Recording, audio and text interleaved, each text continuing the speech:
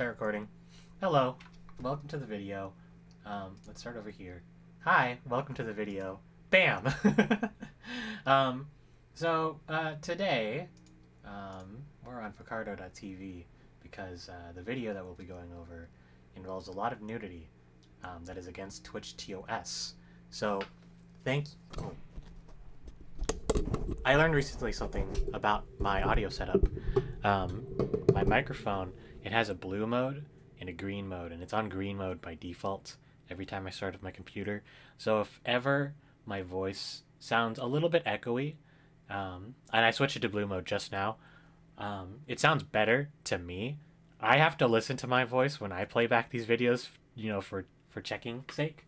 Hold on. Get that out of there. No, don't look at my subscriptions. Anyway, I recently learned how to have my audio just sound better. I forgot the whole reason I bought this mic was for that blue mode.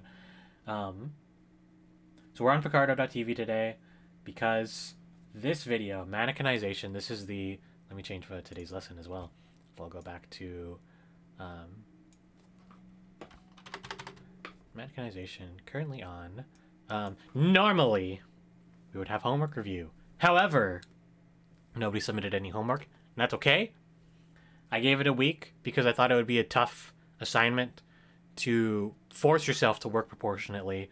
And if nobody has done so, that means it was very, very tough to at least start. So that's okay, because we did a lot of similar stuff just last week when we did our review. We practiced a full figure body that's in proportion. We tried that out, and the results spoke for itself. Even I, the great instructor, even I, the instructor, had some difficulties plotting out how proportion was meant to work, or at least how to make it work properly. So if you're having trouble, and I'm having trouble, that's no good. But it's nothing we can't solve through repeated practice, and getting back into the swing of things of drawing real people. So instead of homework review today, this stream might be a little bit short by comparison. We're instead just going to go right into the lesson plan. I'm just going to go on with what I had planned to just yap. If no one's in chat, I'm just going to yap for 2 hours saying what I want to say. So we are currently on Mannequinization. Let's go with let's call it video. No, currently on video. Let's just start with the video. I'm gonna let this play out. We'll absorb it once the first time around. None of my running commentary on top of it. And then we'll head in. We'll break it down piece by piece, and we'll give ourselves a resource from which to build upon. And it'll also give me time to turn the TV on for my elderly. So strap in for this video. In the last lesson, let me switch my audio to my headphones so that it doesn't bleed into my microphone. I'll let this play out. I'll let this whole thing play out. We'll go through one of these drawing examples, and we'll go through a feedback video as well, just to really grind it in. Because we're talking about shapes now. We're talking about how you use shapes to build a body, and this runs in tandem with the proportion discussions that we've been having. Part of me I was going to show this video much, much sooner, but I was convinced to start with proportion. And I feel maybe the 11.5 head method, going into that before we talked about mannequinization, maybe that was a little bit of a misstep. But we'll give you a tool now to figure out just how do you draw the body with even more structure, beyond what we've been talking about. As a matter of fact, sorry, we're not starting with this video just yet. We're going to start with, I'm going to run a structure review video back I think it'll be important for everybody if we take a second just to remember. I'm Stan for Kopenko. Hi, Stan for Kopenko. We're gonna talk. We're just gonna go through this for a little bit. I'll probably cut it off like halfway through, just so that we're thinking with shapes again. Not to say you can't think with shapes, but I think it might be a bit important because on some of these homeworks I was reviewing, people weren't drawing with structure. People were jumping a bit ahead. So I just want to show this one to bring us into a shape mindset. So I'll play this. I'll be right back. In this episode, I'll be talking about structure. What is structure? How does it work? And how do you show structure in your drawings? The next few episodes after this will be about applying structure to the human figure.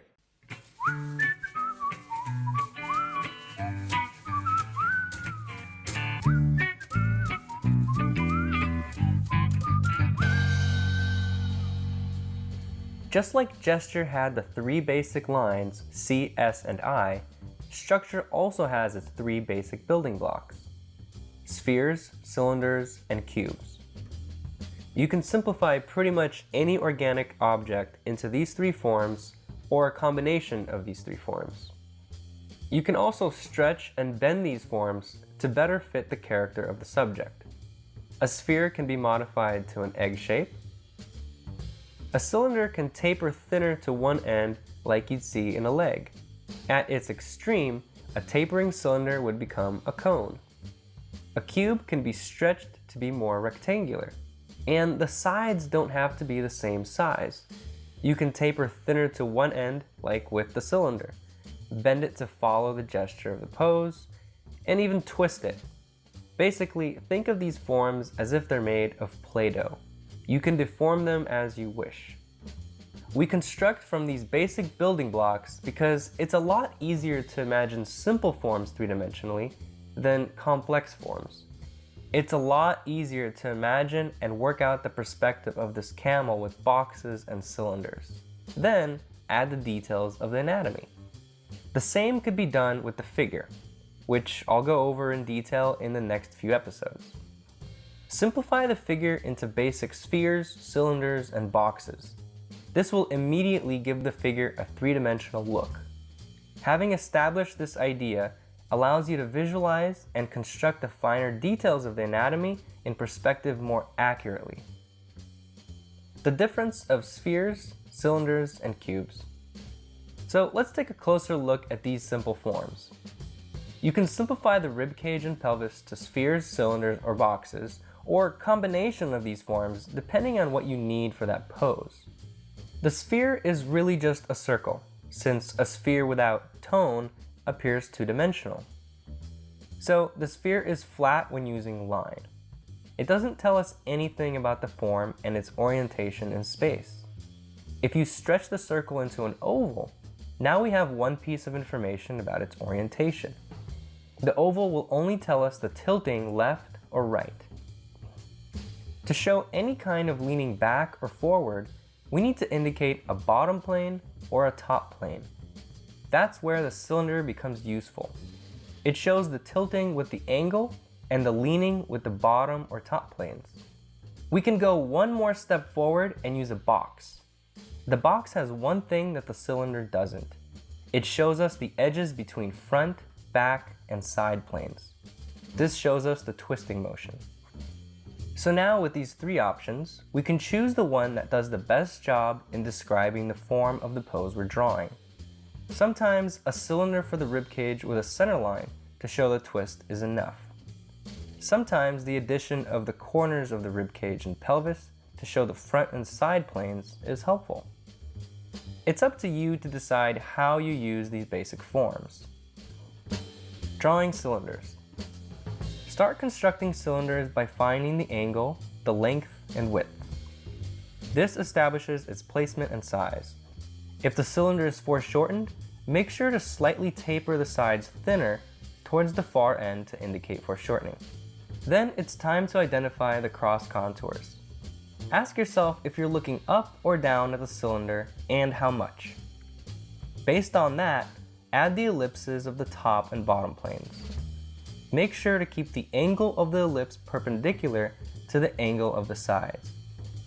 The common mistake is to make the angle vertical or horizontal. For example, the wheels on a car won't be vertical like this. Instead, they will be perpendicular to the angle of the axle. Another common mistake is when we indicate the cross contour lines, we tend to make them flatter than they really are. The thing about cross contour lines is that most of their effect is on the sides. That's where the roundness of the form is revealed. So don't flatten them and bring them to a sharp corner with the edge of the cylinder. That defeats the purpose of the cross contour lines. It should feel like it's wrapping around the edges. Drawing boxes. You should be able to draw a 3D box from your imagination at any angle. In the Illusion of Depth series, I talked a little about perspective.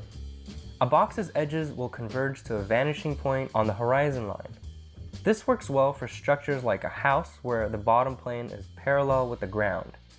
When you rotate the boxes, it gets much more complex, and personally, I feel it's too complex and too mathematical to think about all this stuff when you're drawing a figure. So develop your sense for perspective and use your intuition. You'll get better with practice, but a few tips should get you pretty far right away. The way I approach it is at first I imagine which planes of the box I'm seeing. You'll see 1, 2, or 3 planes. If you're looking directly at one side, like the front, it's just a rectangle. When the box rotates down, you start seeing the top plane.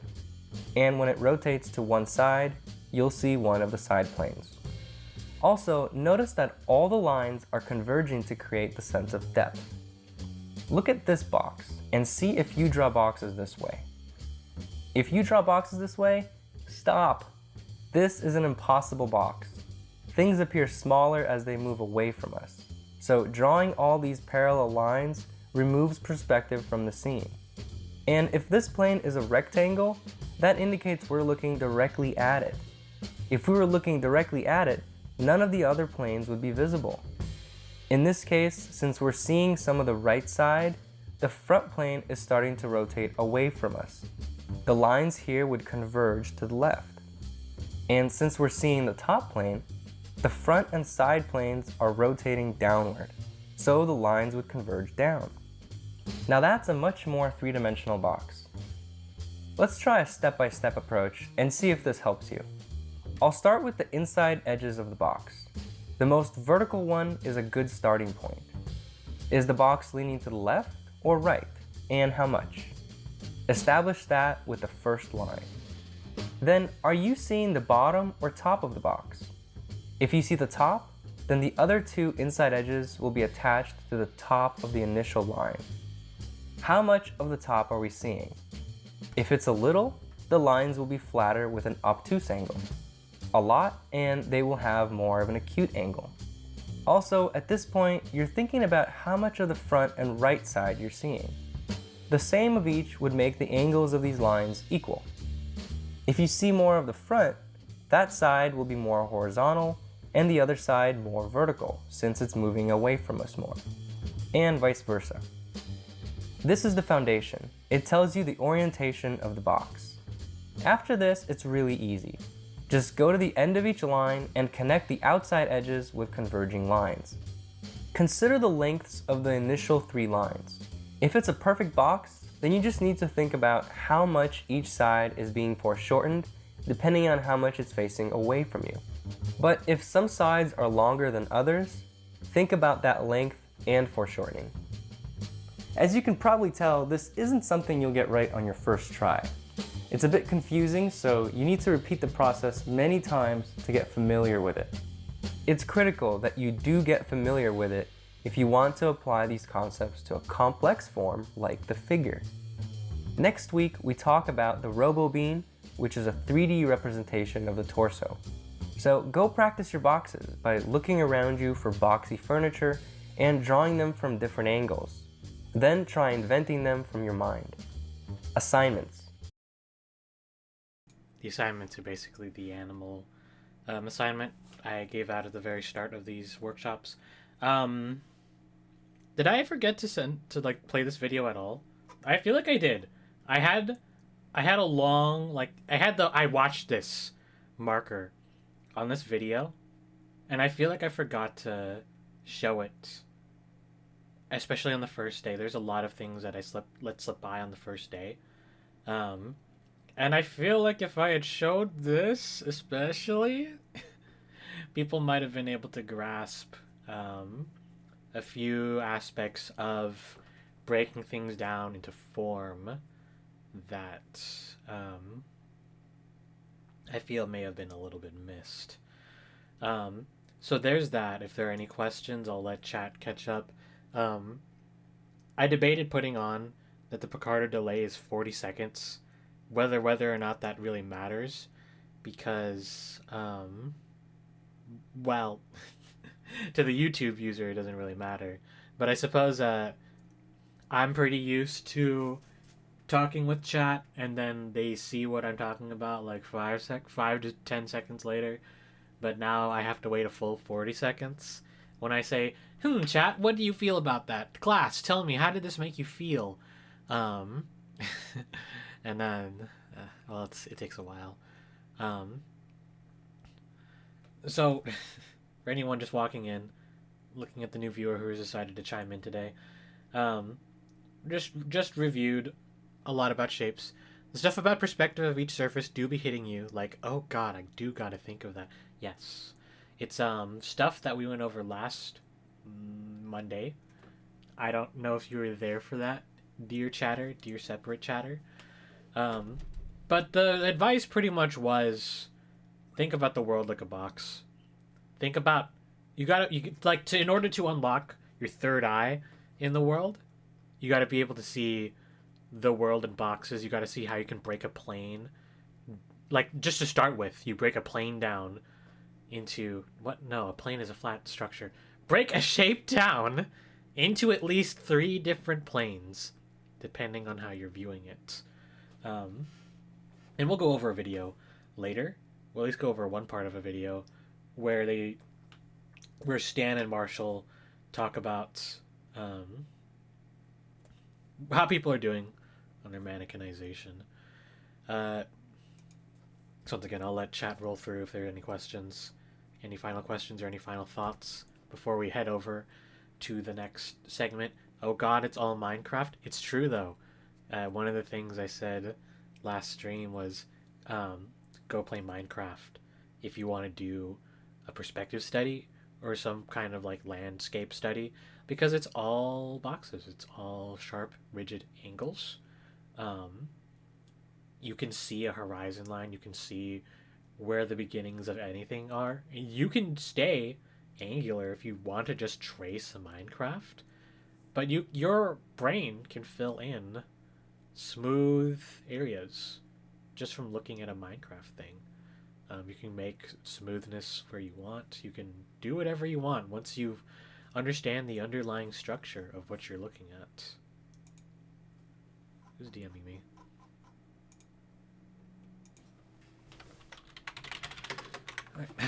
It's a message. Play Minecraft with Giga FOV for the extreme perspective. This is true. So totally true. I don't know if it's true. But let's head over to the next video. I was about to play this, then I remembered to play the structure video. As a matter of fact, I should need to put this on my workshop links video. Or workshop links notepad. Structure basics. Mannequinization. Mannequinization is a really hard word to spell for me, because I think mannequin contains 4 N's. It's just 3. So, we're going to go through this. We're going to be talking about how do you build shapes in the body. We're going to let this... We? Who's this we? It's me. I'm the one in control here. Chatter says they have the wooden doll. Yeah. A lot of people do. I honestly don't really like the wooden doll because it's not a good... well, now that I've learned exactly how proportion works, at first I wasn't really a big fan of the wooden mannequin because it doesn't tell you anything about proportion, but it can tell you a hell of a lot about gesture. So that's interesting to think about. Gesture within certain human ranges because there's a limit to how far you can bend and whatever. I'm tired. Hi. This got cut off in the in the pre-stream, but I've been drinking too many energy drinks lately, and I'm cutting back. And maybe I shouldn't have done that on a stream day. But I've been dealing with the whiplash, not the whiplash, just the withdrawal for like since noon. I'm a little bit tired and a little bit out of it. I don't know if it comes through, but let's watch this video. I'll let it play out, no interruptions, and then we'll go in, and well, we won't go in actually. I'll play this video, and I'll play a feedback video. We're doing several videos back to back to back, and then we'll come back to mannequinization. We'll come back to here. We'll introduce structure to our basic proportionate figures. So drawing won't happen for about like 30 minutes or something, but we'll start here. In the last lesson, we simplified the torso into 2 boxes. Now we'll add the forms of the rest of the body to complete the mannequin.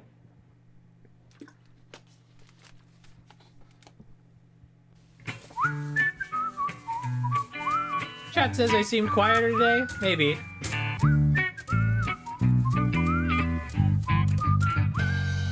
Turn the video down a little. Make sure to watch the Structure Basics video for an introduction to the structure principles. What I think of as mannequinization is constructing the pose from simple 3-dimensional forms that lock together all the way down the body. And when you look at all the parts, they come together to resemble what looks like a person. All these parts, they're all separate, but they all connect to the whole. And what brings them all together is the gesture. Along that gesture, you'll see a lot of interlocking shapes. So the end of one will be shaped like the beginning of the next, and they come together like puzzle pieces. Mannequinizing the figure is very hard, much harder than it seems. But it's an important skill when you want to add depth and volume to your figure drawings. If you just rely on contour or outlines to draw the figure, you'll get flat drawings. Constructing the body as forms in perspective will give the drawing a sense of solidity. It's also helpful when you start shading the drawing. Having established the plane changes makes it much easier to imagine the angle of each plane relative to the light source. An earlier draft of the curriculum or syllabus involved shading, but then I realized it's not relevant until we address forms. And I don't think I should cover shading within the scope of just learning to draw a person. I can teach about shading some other time, but sorry. And I said no interruptions. I'm interrupting. Sorry, I'm doing that anyway. I'm just saying. You'll understand how light should hit planes, separate planes of the shapes, as time goes on. Because when you understand how, like, one end is not visible, it's not being struck by light, you'll gradually understand how to apply that into a real person. Maybe we'll cover shading towards the very end. And answering chat, has Sensei been drinking caffeine? Too many energy drinks. Got a little carried away with that. And I'm suffering from withdrawal, as I said before. So we'll get back into it. You'll be able to sense some subtle gradations across the forms that could have been missed otherwise. One of the biggest benefits is if you have to invent the figure from your imagination. Starting with simple forms makes the problem much more manageable. Basic overview. When you're drawing the edges of the boxes and cylinders, don't look for the literal lines on the body. They're not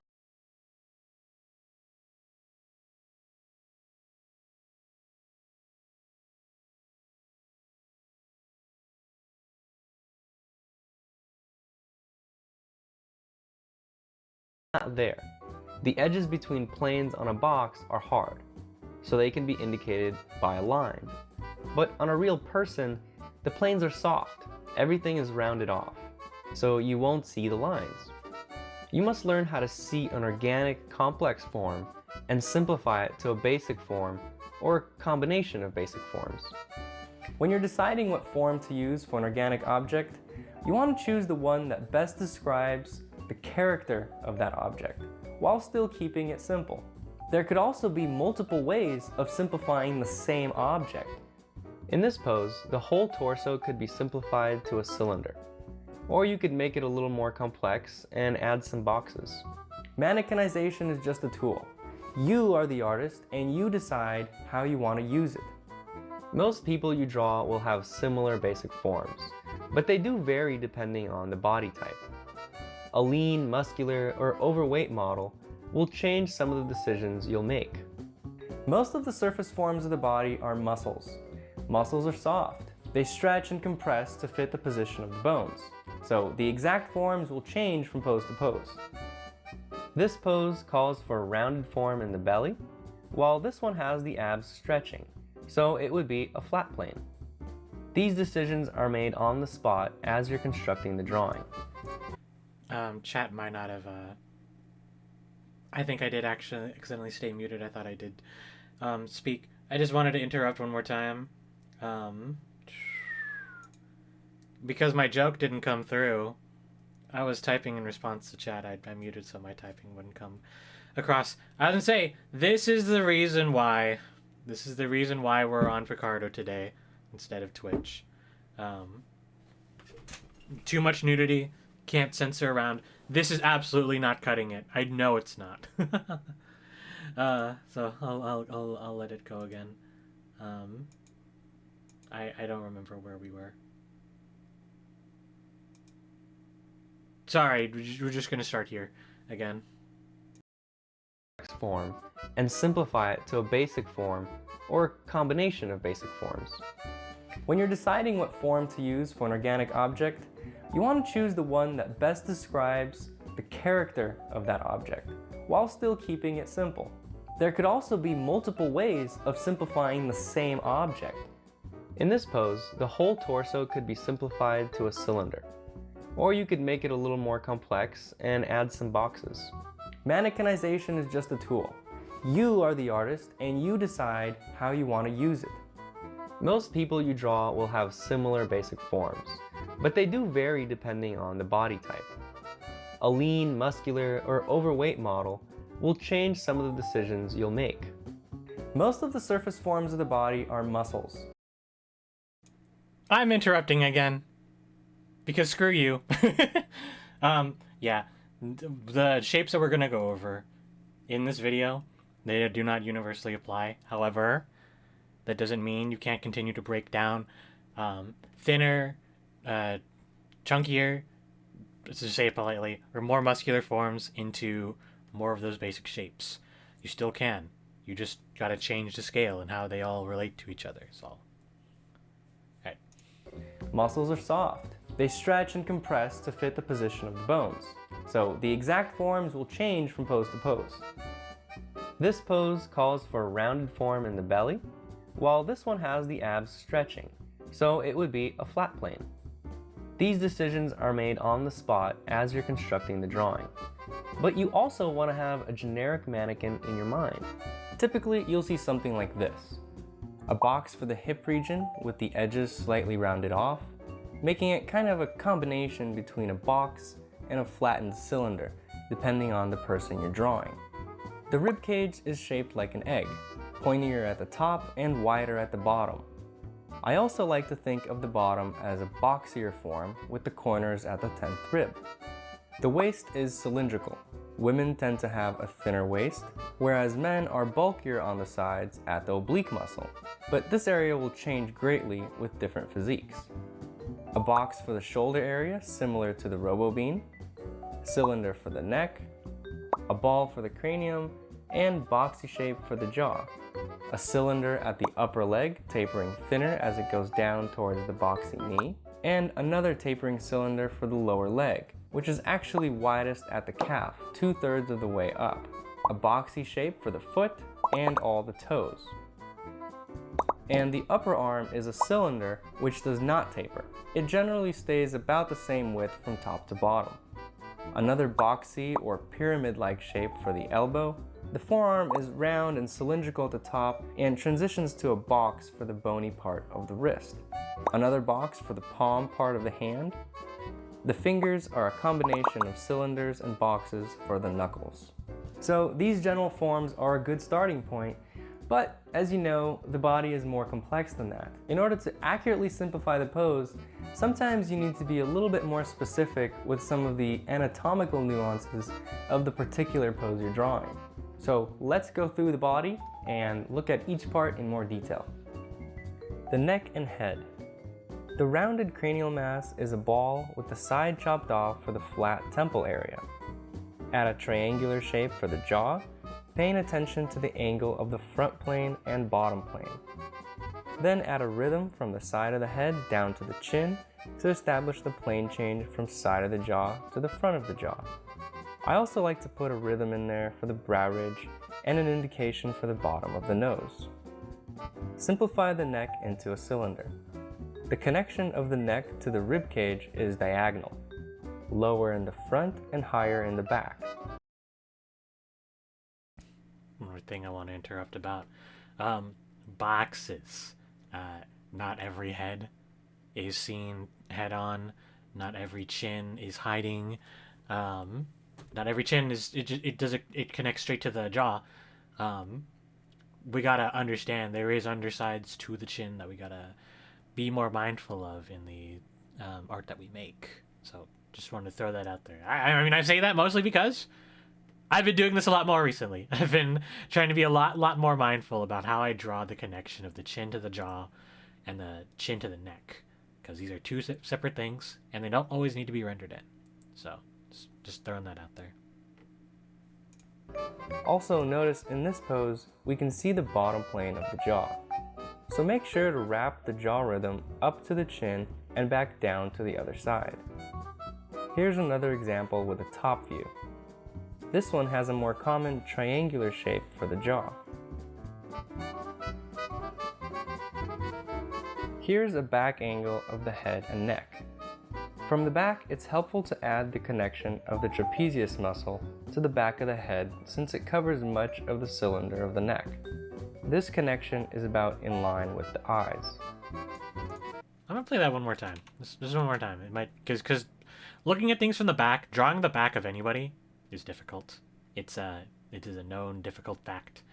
So just one more time. Back angle of the head and neck. From the back, it's helpful to add the connection of the trapezius muscle to the back of the head since it covers much of the cylinder of the neck. This connection is about in line with the eyes. In a neutral position, the neck angles forward. It doesn't go straight up. The torso. I usually use an egg shape or a cylinder for the rib cage. Sometimes I'll make the bottom of the rib cage boxy by showing the side and front plane, just like in the RoboBean lesson.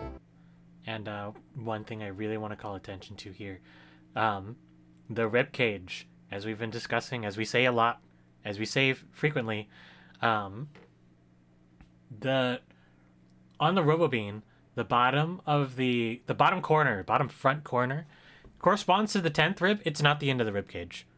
It goes a little bit further back from behind. And let me back it up just a little bit here. You see right there, this is more accurately where the rib cage, turn off for a second. This is where the rib cage ends, and then it circles over to the front. So just another thing to keep in mind. And this is what he means by the trapezius muscle. I didn't know this. I probably learned this like once as a throwaway thing several years ago. I didn't realize that trapezius muscle goes that high up your neck. It's crazy. Back to it. RoboBean lesson. To be a bit more specific, you could indicate the thoracic arch on the front of the rib cage. Generally, men will have a wider arch curving outward and thinner inward curves on women. From the back, I just use an oval or egg shape for the rib cage, without any corners. Then attach a box for the hips. Sometimes on women, you can combine the ribcage and waist into a cylinder that locks right into the ball shape for the hips. As you can see, there's a lot of options for the shapes you use. So observe the body type and pose, and simplify it the way you think is best. When drawing a male, I will almost always choose to use more boxes. This adds more structure and feels more masculine. Balls and cylinders have rounded edges that show the softer forms of a female. But boxes are also great to use when you're concerned about the perspective of the body. I keep muting. I probably shouldn't mute my microphone, even though I'm just doing stuff on the side. I just want to point out again. When man, box. When woman, circle. But not always necessarily the case. You just have to observe your surroundings, observe from life, determine whether a circle or a box is more appropriate, such as what he's doing here. Here's an example where I was drawing the pose, imagining I was looking from higher up, looking down. I established the angles to the vanishing point first, and that helped to construct the boxes of the torso. The arms. Like we did with the rowa bean, the shoulders can be simplified to a box. I always look for the top plane to help me construct this box. You'll see the top plane of the shoulders if you're looking down at them. Otherwise, you'll see a corner. Here's another example from the back. In this pose, we see a very thin piece of the top plane. Attach the cylinder for the upper arm, and in this case, the elbow is pointing away from us slightly. Then connect the top plane to the arm with the deltoid. This is basically the side and back plane of the box, which comes to a point on the side of the arm. The elbow is another box which will really help to show the arm coming towards us, just a little bit. Find an angle to the wrist, and attach the round part of the forearm. At the wrist, add another box. Make sure to think about the direction of the cross contour curves to show which way the cylinders are pointing. You can also think of the deltoid as a ball, with the cylinders of the arm wedging into it. The legs. Similar to the arms, the legs can be simplified to cylinders. Taper the cylinder to be thinner at the knee. Legs don't necessarily have to be attached to the bottom plane of the box. If they are bent forward, they will be on the front plane. Someone doing the splits will have them on the side planes. Anything in between will be on a corner. Don't worry about it connecting perfectly to one of the planes. Need to emphasize this. Really need to emphasize this. The connecting point in your leg, it's midway through the hip. That's why we start the heads in our proportion counting. We started halfway down the hip. We restarted halfway down the hip, rather. So keep that in mind as you form your shapes. From the back, the orientation of the cylinders will affect the shape of the glutes. This is very advanced, by the way. If you see this and you're like, what the heck is this? That's the spine? Don't think about that right now. This is how you can visualize the spine. This isn't what we're going over, though, for this week, for today's stream, or even for this next 4 days homework. Glutes curve with the direction of the cross contour of the leg cylinder. The right leg pulls the glute down, and it will curve down with the leg cylinder. On the left side, the leg pushes the glute up, and it will curve up just as the cross contour of the cylinder would. This connection is a great place to design your shapes to better explain the forms. Both of his legs are pointing in our direction, so I'll start by indicating the connection of the cylinders. Then find an angle to the knee and indicate the boxy form at the knee with a top, front, and side plane. I usually use a box in the joints. The joints are more bony and have more distinct plane changes compared to the meaty areas between the joints. So the joints are great areas to show the orientation and perspective of the limbs.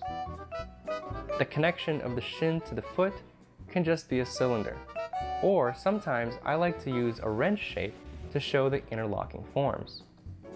a narrow cylinder at the ankle, and wider rounded form at the calf. Procedure. When you're doing these mannequin sketches, always start by establishing the gesture, finding the flow, major angles, and checking proportional measurements. Then, as a second layer, start adding the 3D forms. So, when you do these yourself, we do gesture drawings. We start with lightly drawn, and it can be very exaggerated gestures that you bring back, you pull back with your full awareness of how proportions work. So maybe not too exaggerated compared to the 30-second, 1-minute studies we do. Because this will be a longer study, you can still look for gesture, but supplement it with your understanding of how parts of the body measure out in relation to each other. Think about those sort of things as you go through, and if you don't remember how long anything is in relation to each other, that's a moment when you gotta look back on your notes on things we've gone over before, so on, so forth. So.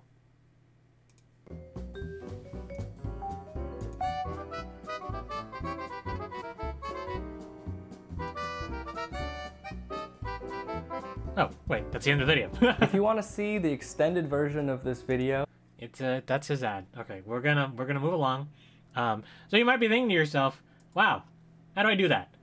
Some of you might have already been doing that in your own ways, but let's take a look at how Stan does it. We'll fast forward through this. No music because I'm playing it at 2x speed.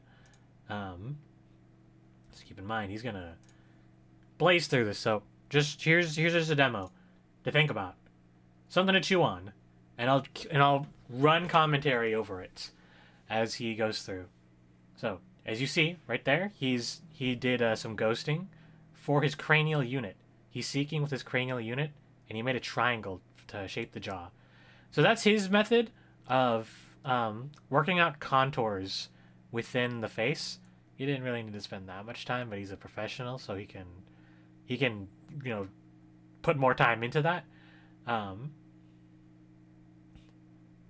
let's see. It looks like he's concerning himself a bit more with the structure straight away, rather than doing the full gestures or any of the measuring techniques we've gone over. Bad, Stan. This is bad. That's how the students. No. It's perfectly fine. But just keep in mind, Stan is a professional who draws not stylized people for a living. I presume he does, at least, because I do that, and that's why my proportions suffer. That's why I have a little bit of difficulty wrapping back into making things look more realistic. But look at that. Blazed right through his RoboBean. And I think he's using head relations, or he's just making a gesture with the arms there.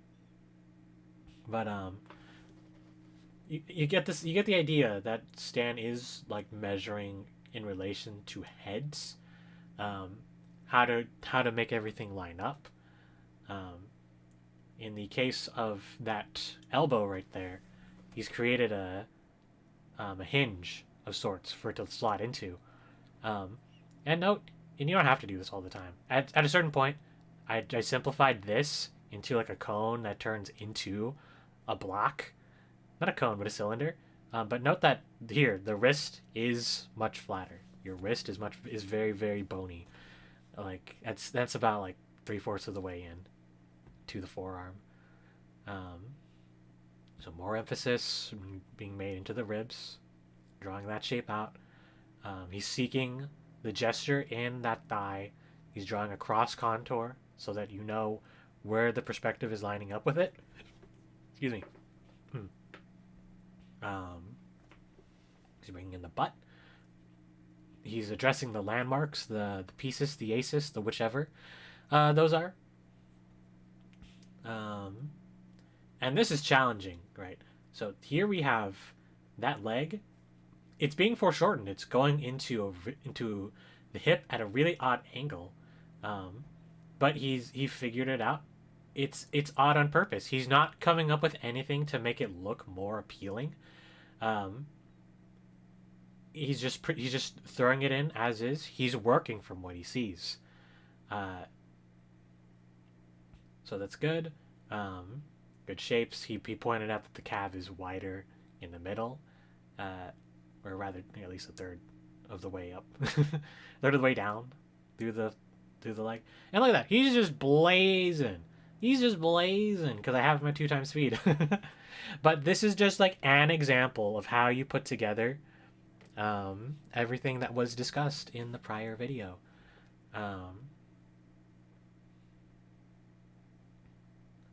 It's just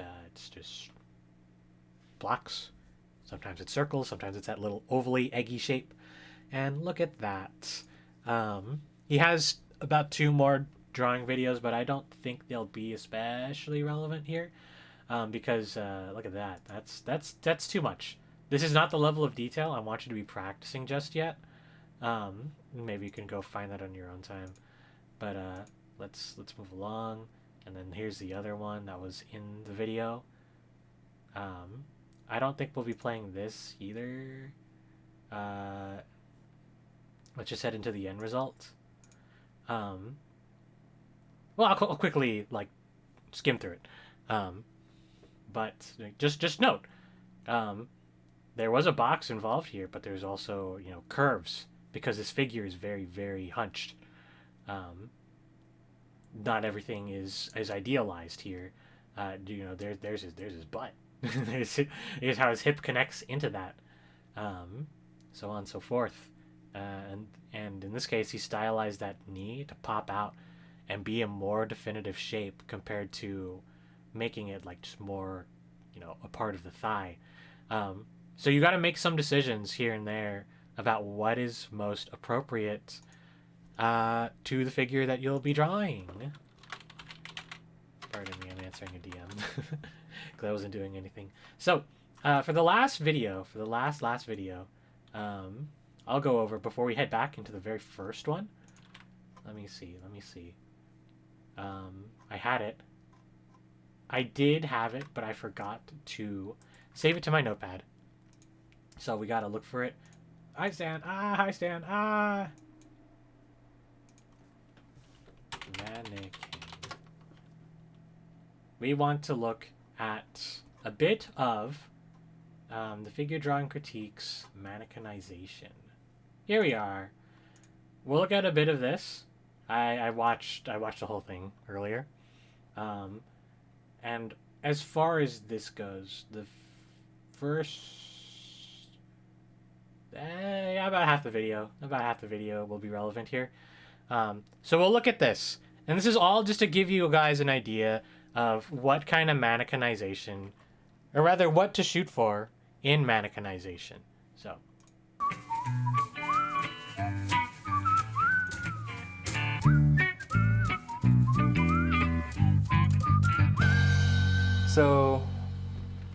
let's move on to the final lesson, mannequinization. The grand finale. This is the fun one. maybe I should have gone over a bit more. There's some more fine-tuned anatomy videos. We'll get to those. But like I wanted to tackle like the big picture, and then we'll zoom in on different parts of the body. Like next week, I think we'll either talk about ribs or hands next week. So that'll be fun. Mannequinization. This is what it's all been leading up to. Woo. We'll start with Don Lay. Don Lay. Remember Don?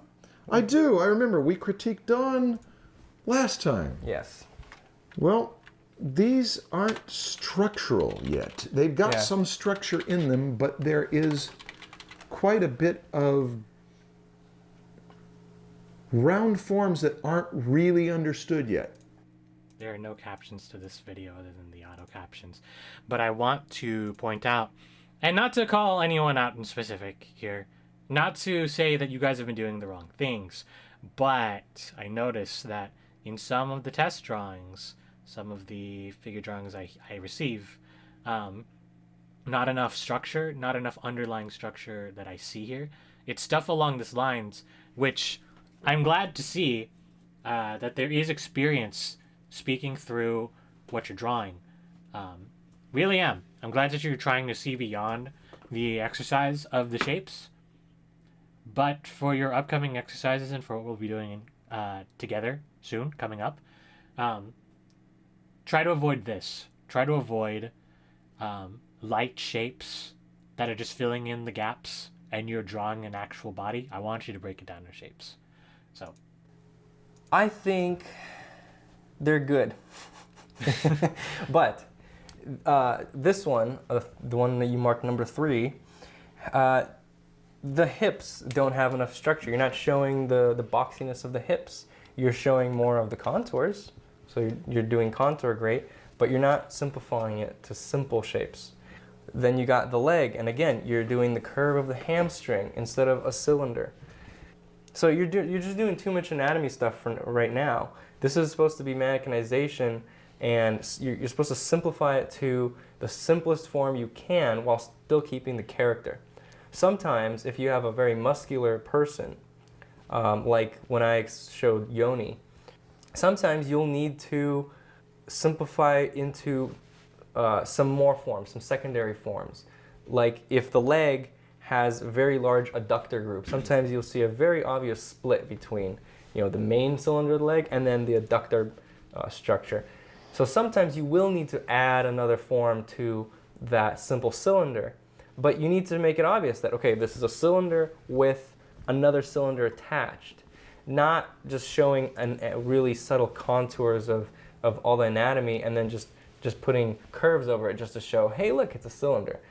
And I think that's what you're doing, is you're starting with contours and you're kind of outlining everything, and then you're going through and trying to add the cross contour lines. I think I have the same thoughts about what Kenny's doing as I had about Dawn, is that there are a number of cylindrical cross contours, like right here.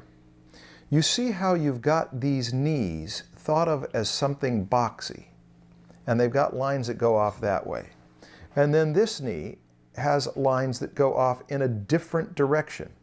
That's good thinking, because what we've got is something that is aware that she is sitting on a ground plane and that one knee might be pointing out that direction. And so if it's a box, the lines are going to go off that way. And the other knee is pointing more toward us like this. And so if it's a box, these width lines are going to be pointing in a different direction. So you've got the advantage of straight lines on that set of knees. Let's see how these legs, which you have cross contours around, and you're thinking of them as cylinders, let's see how they could benefit from it. See how this cross contour looks fairly arbitrary. It's got one thing going for it. It tells us that the knee, which is here, is closer to us than the part that's going to connect into the hip. Okay, that's good. That curve tells us this end's closer, but that curve could be more refined. If you were to think of this whole leg as a box where you're keeping these width lines in mind and keeping this height line in mind, then you will know where the plane break would happen if it were a box, and you can decide that you want to move that plane break a little more in here and a little more there, and these cross contours are going to make more sense. In other words, when you want to refine a cylindrical form and make it more specific, let's do it with how that leg wedges into there. We could just put these lines around here, but do you see how that doesn't feel quite right? It feels better if we know that that will peak across there like this. Now watch this next line. This might go straight down, which it actually does go pretty straight down because you've got an iliotibial band there, or if it had something that bulged out like that, you would be relating it to the section that you can see that deviates from your box form. Point is, whenever you do a cylindrical form, let's say this arm up here, well, it would help us to know when we've got a cylinder that this part's closer and this part's further away. It could have been the other way around. It could have been that we did that cylinder and we made the bottom closer, but we got the top closer. Now, how far is her arm spun? It looks to me like we can't see any of the outside of her arm, but we can see a little bit of the inside of her arm. You see that if we put that corner there and then turn this into a box form that's just barely spun, now we have something that we have awareness, not only that this end is closer, but that we would see a little bit of the inside as a box form there. So are you basically saying that they should not use cylinders but only use boxes to show planes? Or? No, I'm saying that if you really want to control a cylinder, let's start one up here. Say that part's closer. It's kind of in the same position as her leg. Just started with a piece of French bread, and then we're gonna snap those rubber bands tight and turn it into a box.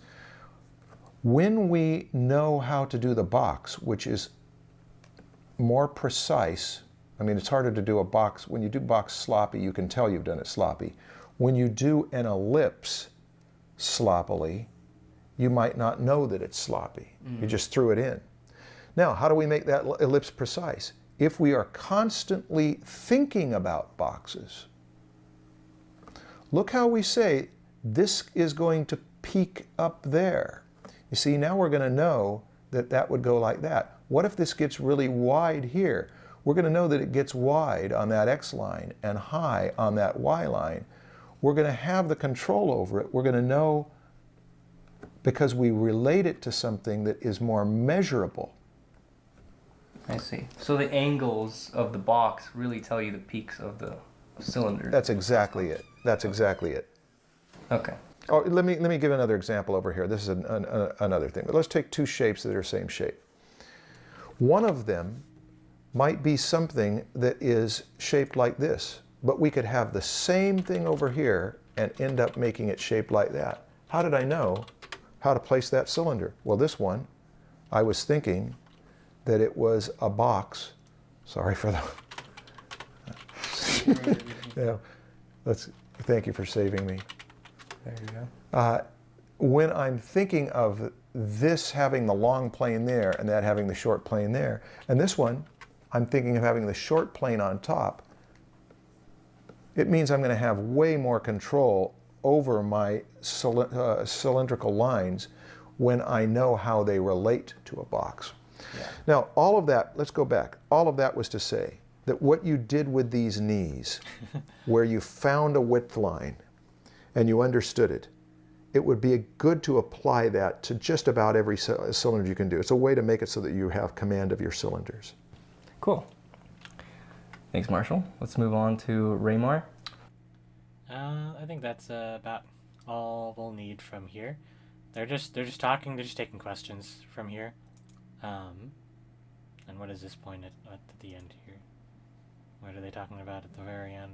Even though they're just talking about gestures again. I'll play that out. They're just taking Q&As prior to that. With the wrist. So you'll see me flip it every once in a while and use both, depending on what I'm doing. Yeah. Yeah? Okay. Oh, Peter. This is another great example of design. Yeah. He has designed his shapes very, very well. I mean, these are very unique drawings. Yeah. They're fun to look at. Sometimes he pushed things a little bit too far, like this neck here. Yeah, but what a cool shape. Obviously too long, but Yeah. I like it still, even though it's not accurate. He looks like he's even aware of his negative shapes too. Just little portions there and... Yeah, and he's playing with the shapes, but he's still indicating simple cylinders Yes. and simple forms. Yeah. He's putting in a little bit of anatomy every once in a while, but I could still feel the simple cylinder under there. Yeah. Like with So that's the main thing I'd like us to grasp. There are there's just underlying shape that I really want us all to be able to grasp. I want you to break things down into those underlying shapes and then supplement it with proportion for our proper drawings. So, coming up. We've hit everything we need to. Now we'll go back in. We will address this step by step. We'll address the shape of the mannequin one piece at a time. And I want you to draw along with me. We'll build our own notes about what each... Hey, that's my overlay. About what each part of the body should be shaped like. It'll just be for our stuff. Chat says... Another chatter says hi. using the government assigned chatter name to protect identities. Not that there's really much to protect. I just don't want to address too many people while on stream. This is all. So, get your stuff out. I have to give chat 40 seconds to catch up on what I said.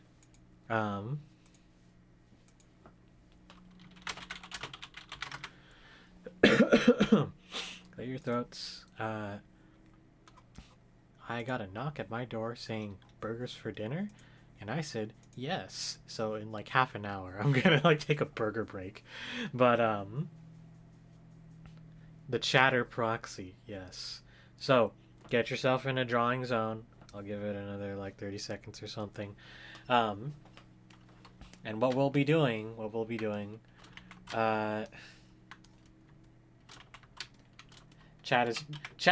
the royal chat is trying to get me for not always mentioning every single person who speaks. It's not about you guys. It only matters about your art experience. Your art experience is what matters to me. No, it's not that. I address people when they matter. No, that's bad. No, don't think about it like that. I just don't want somebody to be like, hey, where did that person from chat come from? Where did they go? I don't want to get too distracted on just who is here or who is not here. You know? Ow. If you want to be immortalized in the stream VOD, bring me some art to talk about, and then we'll get talking. There's no nice way to say that, I don't think. But let's just start with a normal figure.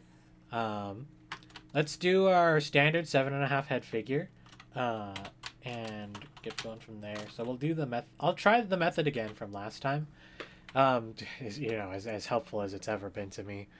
So I'm making a line. You can do this yourself. I'll do that. I'll cut off a little bit for that, for our 7.5 head size. Then I'll cut this in half. We went over this method on Monday. So if you were not present on Monday, I apologize. I will talk about what I am doing here, and hopefully it makes sense. And I still have some difficulty getting completely down, but that's because I am making the excuse that I am on digital. So therefore, the sighting method of aligning things to the tip of my pencil is a little bit hard to keep consistent with, in terms of dividing something in half. So I could have made this the length of my pen, actually. But basically what we do here is we make a line. We make one long vertical line. We mark the two ends. We cut off a little bit at the bottom because this follows the 8 head method. But if you cut it off a bit here, it becomes a 7.5 head method.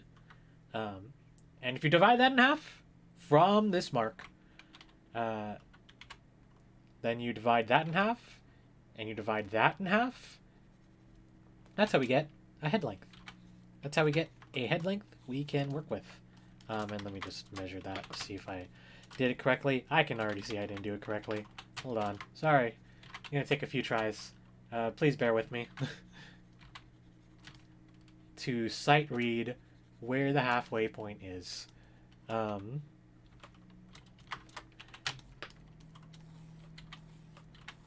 standard proportions will still apply.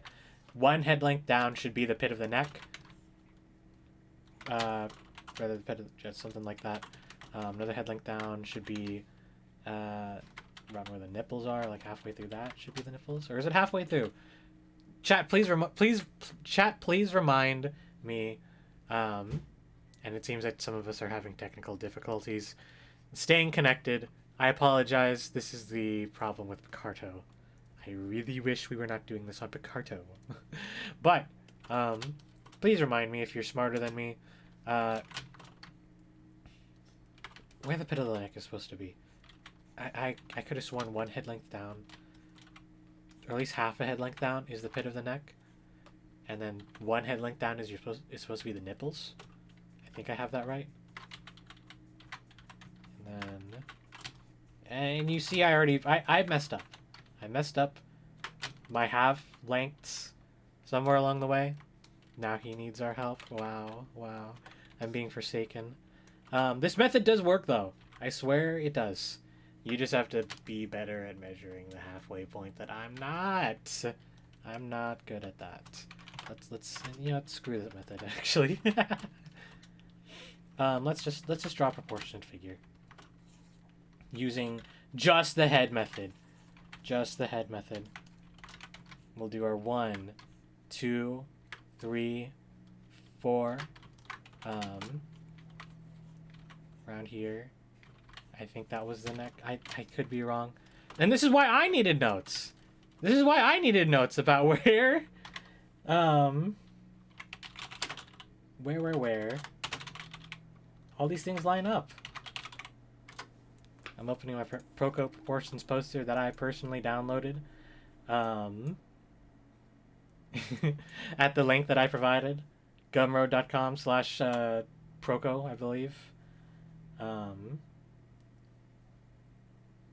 So yeah, okay, I had it right. Halfway down is the nipples. And we'll start that over again. Bring it down halfway. 1, 2, 3, 4.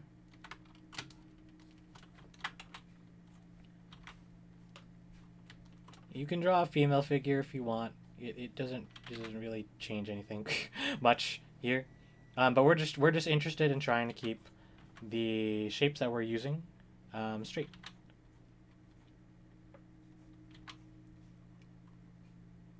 And I believe this would be top of the pelvis, somewhere around here, halfway here. These are the ribs. Put that something like that. We'll go over the shapes. We'll go over the shapes that we're going to use, so I won't bother drawing the shape of the head, or rather the body parts yet. We're just doing our wireframe. Halfway through here, the foot.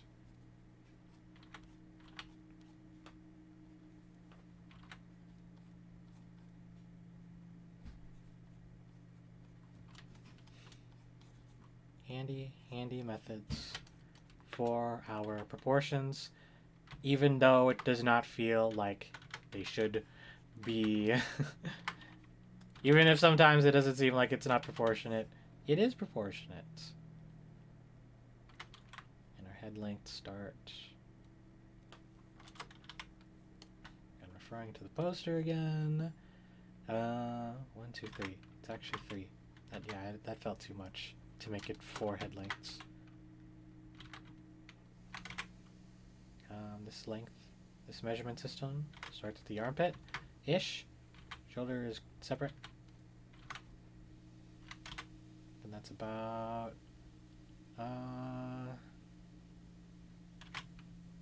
Sensei forcing himself to remember how this stuff works. Wrist is about here-ish. Yeah, it's basically just you can simplify it down into basically everything. Basically that is a head length long. That's basically a head length long. Your wrist aligns with the bottom of your pubic bone, so maybe it's a bit longer than that actually. Maybe these a bit shorter. if your proportionate figure is going well, I'm happy for you.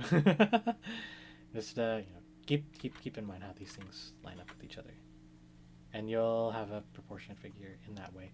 But the exact proportions don't totally matter. In all honesty, we just need a mannequin. We just need a mannequin. Wow. We just need a test figure with which to put all of this on. So turn that off. Turn that off. All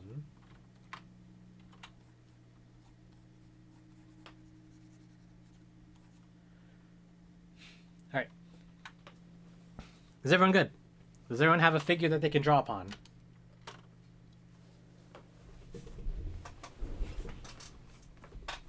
We will be drawing our figure in, I don't want to say perspective. It's about, pretend this figure is eye level with us. So when the figure is eye level, that means the horizon line is up here. So we'll be drawing things from a slight angle, slight downward angle. So keep that in mind. And I have to give Chad just a little bit more to catch up, answer the question. Ooh, I can smell that burger. I am hungry. Clearly, burger will fix my energy levels.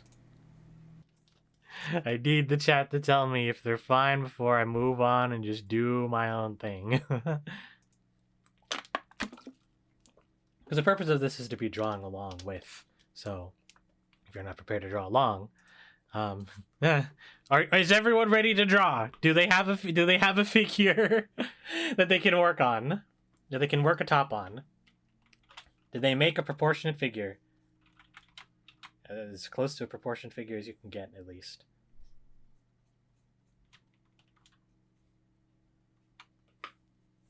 This is purely to practice the shapes that we're going to be going over.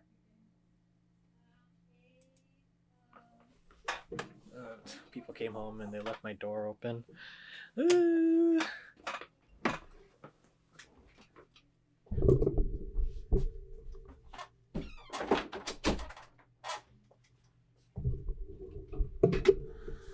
Hoppa.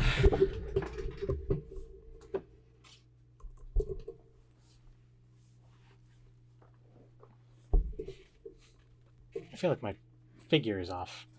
All right. We got at least one person saying they're good to go. Let's start. So, as I said before, our figure will be at eye level. So we're looking a little bit down upon him. Them, he, her, she, they, whichever. The symbol, the symbol of Aries to signify they are a warrior, or the symbol of Venus to show that they are whatever. The bit has gone too far.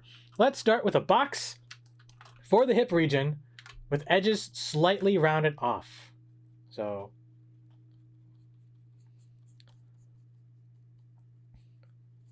consider this sort of shape.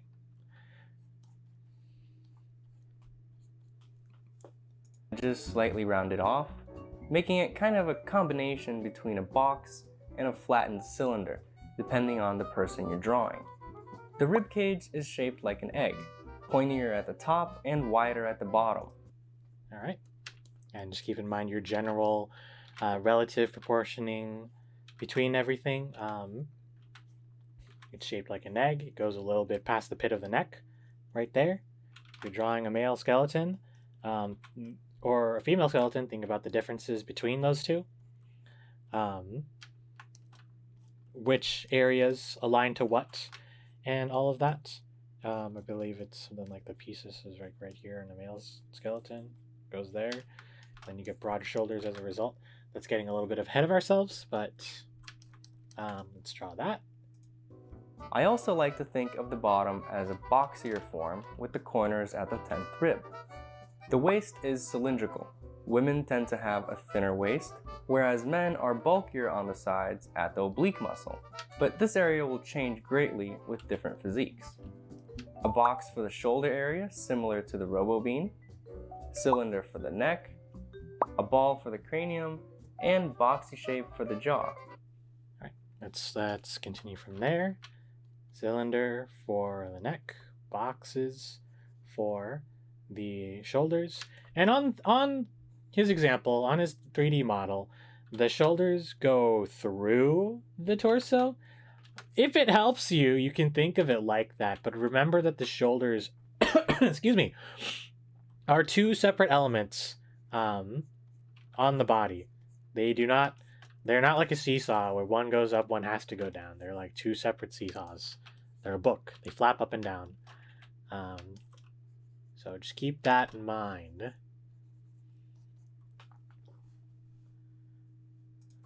A cylinder. All right, and I didn't even talk about cylinder or sphere for the cranium, then a box for the jaw. I might even want to draw this cylinder a little bit longer, or wider, rather. Cylinder at the upper leg. A cylinder at the upper leg, tapering thinner as it goes towards the boxy knee. Keep that in mind. It tapers, gets smaller, gets thinner, just a little bit. And that depends entirely on the kind of person you are. Or rather, what the kind of person you're drawing is. Thinner as it goes down towards the boxy knee. And another tapering cylinder for the lower leg, which is actually widest at the calf. 2/3 of the way up. 2/3, that's what that one was. Cylinder for the lower leg, which is actually widest. So there's that shape, all stretched out. And again, we're looking slightly down on this figure. Some things will be overlapping each other. But do note, if you want to draw that knee, I was drawing it smaller because that's what I'm used to, but you can draw this knee much bigger if you so desire. Just keep in mind your general spatial relations, how big one thing should be to one another, and horizon line. Bam, bam, bam, bam. Think about that sort of stuff. How these shapes pull back. About 2/3 of the way up, it's where its widest point is. It's a funky oval cylinder shape. At the calf, 2/3 of the way up. A boxy shape for the foot and all the toes. Once again, we'll be going over toes separately. We'll be going over feet and hands separately in their own days. But for now, you can just simplify it into this little slab shape. You can do this, or you can do this. Both valid means of simplifying the foot. If you want to like really mannequinize, really roboticize what you're doing, you can draw this shorter shape, a blocks with a circle at the top, and then you separate it into this sort of ramp shape. This is one way of doing it, and then you can cut that in half even more, which is where that sort of bend in your foot can occur. Is this comfortable? Probably not, but it can happen. So you can do that. This is one way to do it that I'm expressing that hasn't really been expressed in the video. And the upper arm is a cylinder, which... Right, hold on. Let's mirror what we've got going on onto the other side, really quick. Big square cylinder. What comes out a little bit thinner, the bottom of the knee,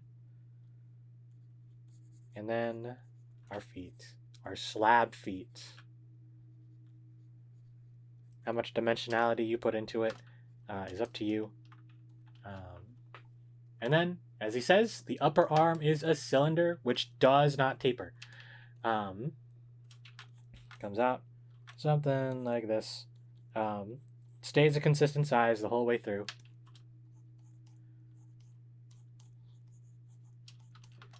And we're just giving ourselves shapes to understand.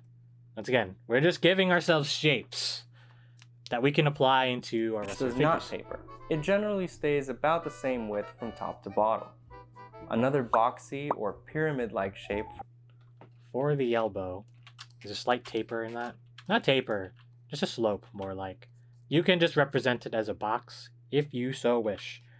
But keep in mind, that upper arm, this arm right here, the cylinder, it is just emerging into the shoulder. For our mannequinization purposes, you can do that. You're free to do that. You can, and as we saw in the video, you can represent it as an oval if that's a little more intuitive for you. I will even permit using it a little bit like a muscle if that really makes more sense to you. But only use this if you really gotta. I want to see more circles and boxes otherwise. for the elbow. The forearm is round and cylindrical at the top and transitions to a box for the bony part of the wrist. Another box for the palm part of... Alright, far. We're taking this one step at a time, and you can see I drew my arms too far out. Drew my arms way too far out. I can bring them in. No, we're doing it the hard way. We're gonna erase and draw it in.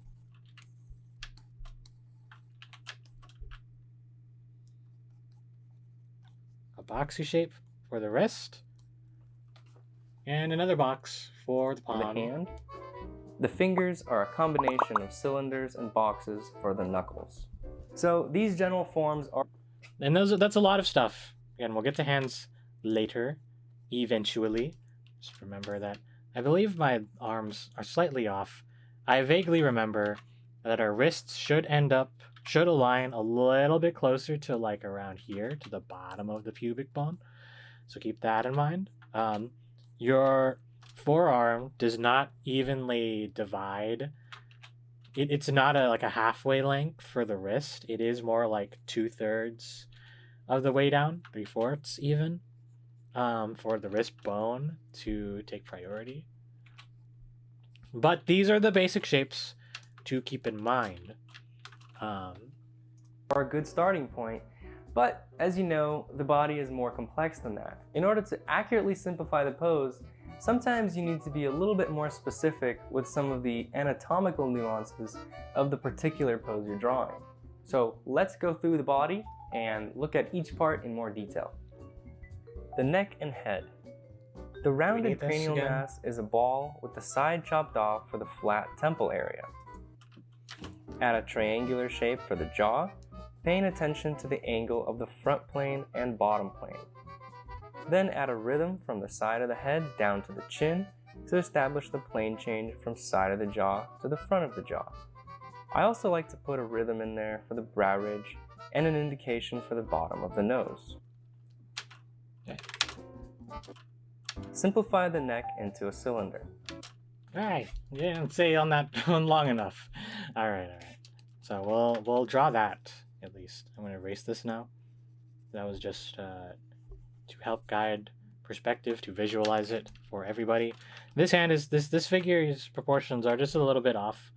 I hope you've been appropriately measuring yours in what you're doing.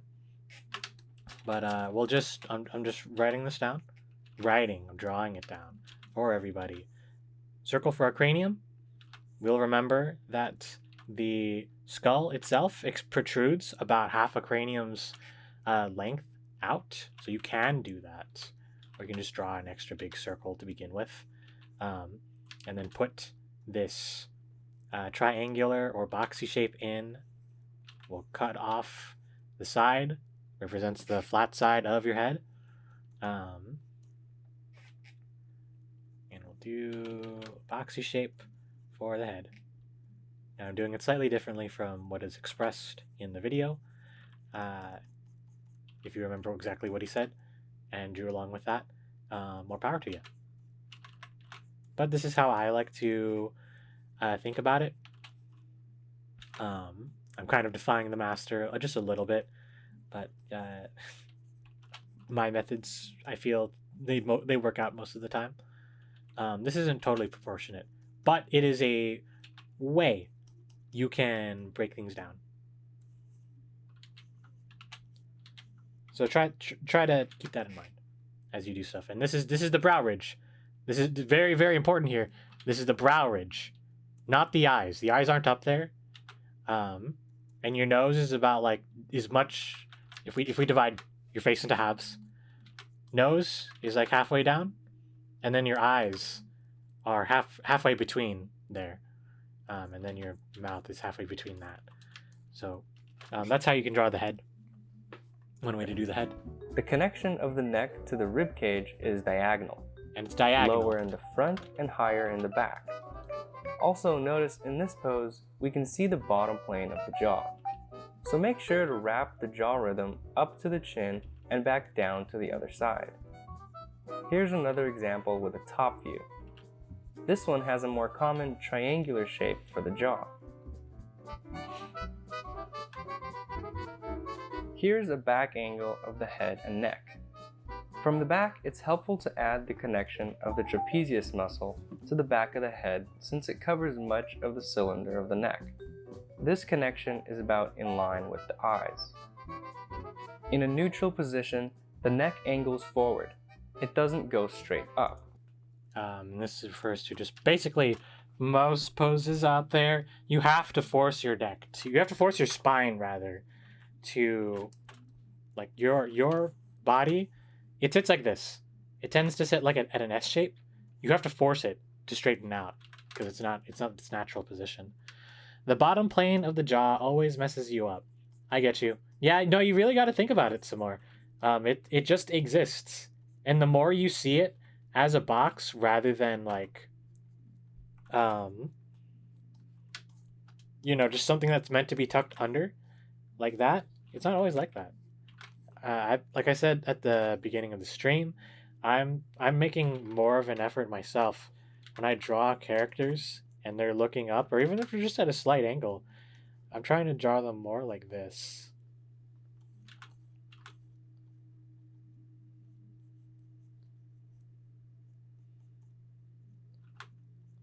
Where you can see the bottom plane of their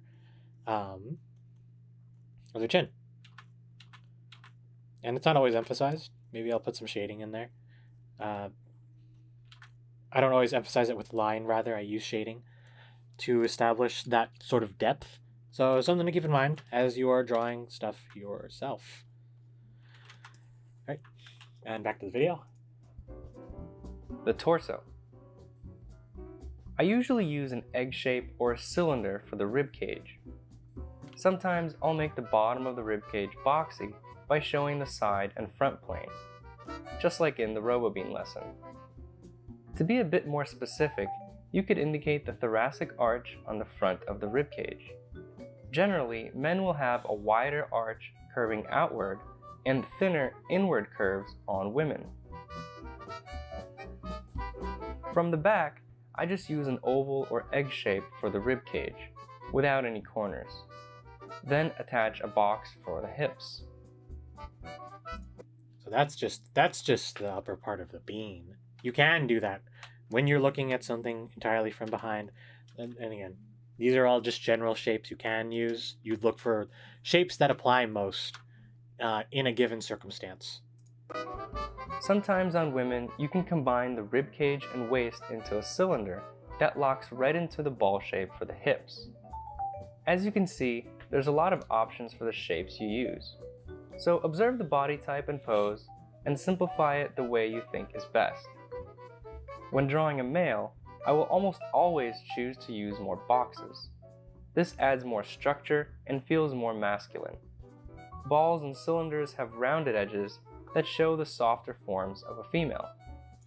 Okay, I don't think we need to double back through that whole video, but here's our starting point for the mannequinization.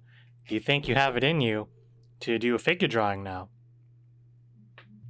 And the answer, and that was a that was a rhetorical question. You're gonna be good for a figure drawing now.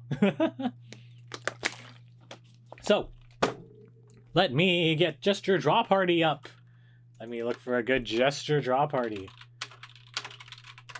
Keep these shapes in mind. Keep your proportions in mind. I want you to mannequinize what you're looking at. and apply good proportion. Apply shape. I want to see shape. I want to see shape above all else in this exercise, and what I assign later for the work. Let's do it, Sensei. Coughing, hacking, and dying. Awesome. Love the energy. And I can really feel the blood pouring out of your mouth. So we're not gonna go right into the figure drawing. We will do warm-ups. Get your materials ready to do just you can do gesture drawing. We're doing gesture drawing to begin with. I'll give everybody about another minute just to recollect themselves. Actually, take a little bit longer than a minute. I'm gonna use the bathroom. I'll be right back. You got me this grapefruit? Thanks. We can't eat it now though. We're gonna start figure drawing.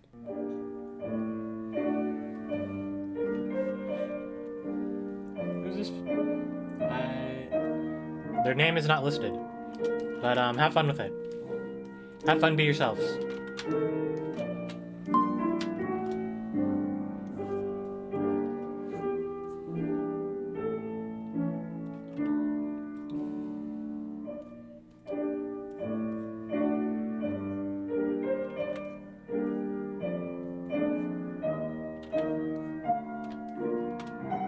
Is undoing, and I can't be undoing when we're doing 1 minute figure drawings.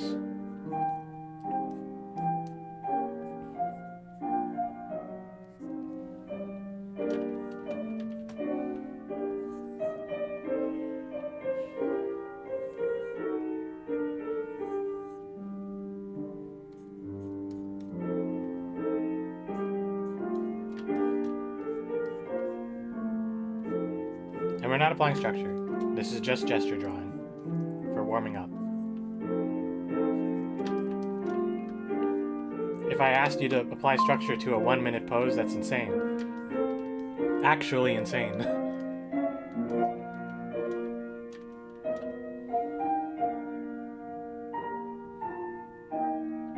What an intriguing twist.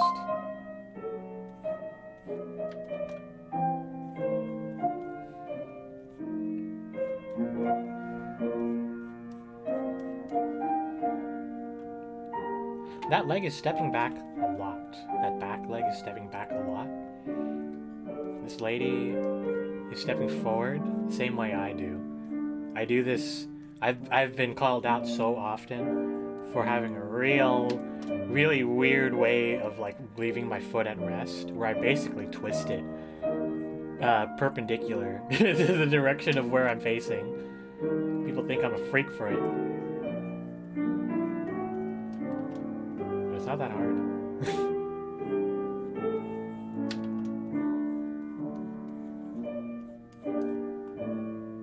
We're doing our beans.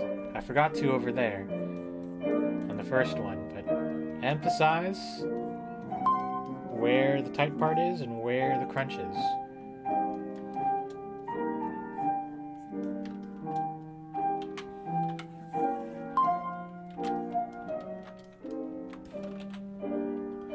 What a nice C curve. And there's a nice straight. There's this very lovely. There's a very lovely C curve in her close-up arm.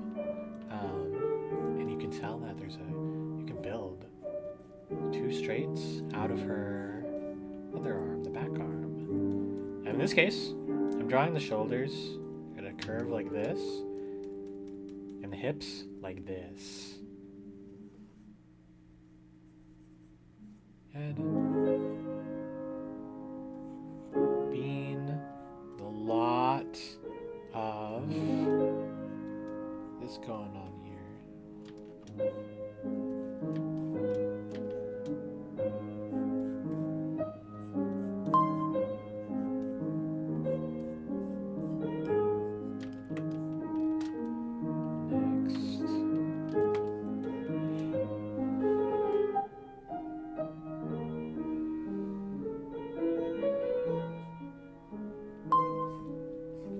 C-curve, very interesting.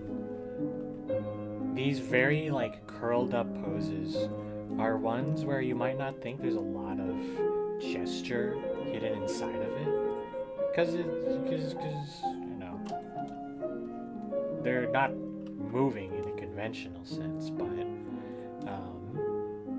being able to see how the body twists and turns and curls and bends. Ooh, that's interesting. I like to examine things like that. Her foot is resting on her bum. And you can, there's a clear, she's had a really clear path of her being, just a way. You can tell where that pinches. I want to see a twist though. I want to see a cool twist. I wonder how much it costs to be a figure drawing model. Whether anyone can do it. There's a lot. You have to hold these poses for a lot of time. It's not as simple as I get naked in front of people, you know. Some people have poses that they are really good. And she gave us a twist. Ooh, love that. Some people have poses that they are better at than others. When in figure drawing promotes a variety of bodies to study. So, you know, you'll have overweight people, and not to say that like a bad thing. You have overweight people, you have super skinny people, you have muscular people, you have old people. Well, I got a horror story about that one. I'll tell some other day. But is it really a horror story? I don't know. Future chat can tell me whether it's kind of horrifying. It's not that horrifying, really, the elderly person I was drawing that day. But it did make me go, oh my gosh.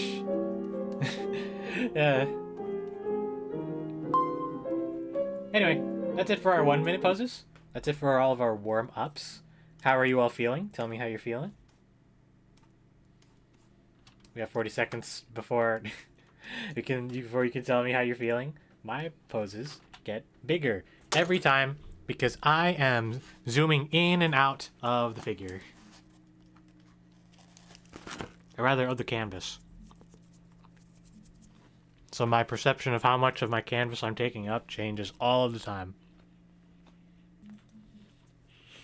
One person in chat says they forgot the order of the process. Tell me what you mean by that. Don't know if I draw the beans or the gesture line and limbs first. Draw a line of action first. And if it helps you, find a bean. But I say do a bean last. That's what I was doing. Because what matters more is to find the gesture lines of the pose. Find the energy inside there. And the beans just help you just like tell a little bit more. What a bean does is it just trains our eye to look at the torso and see the motion inside of it, because you can't express too much of that through pure line.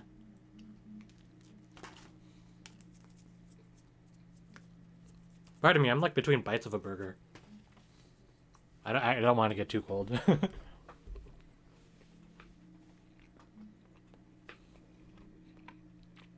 Because what we're doing next will be... It'll be 15 minutes. After that, we'll cut the stream. That's as long as it'll go for.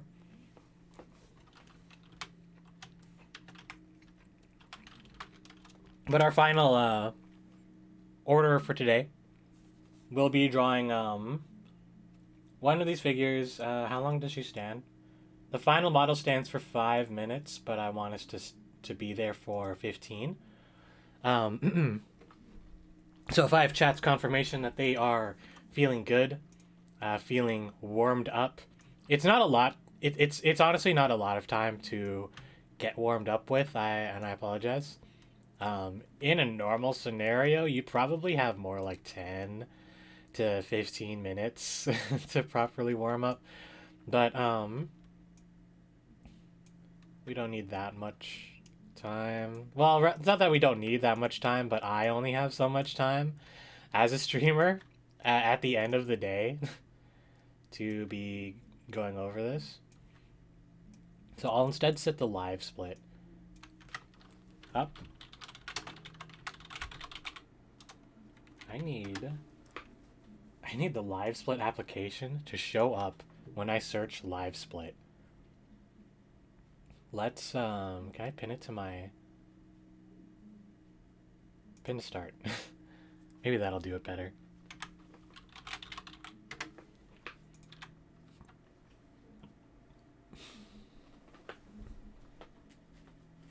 So chat, tell me when you are feeling good, and I will start the 15-minute timer.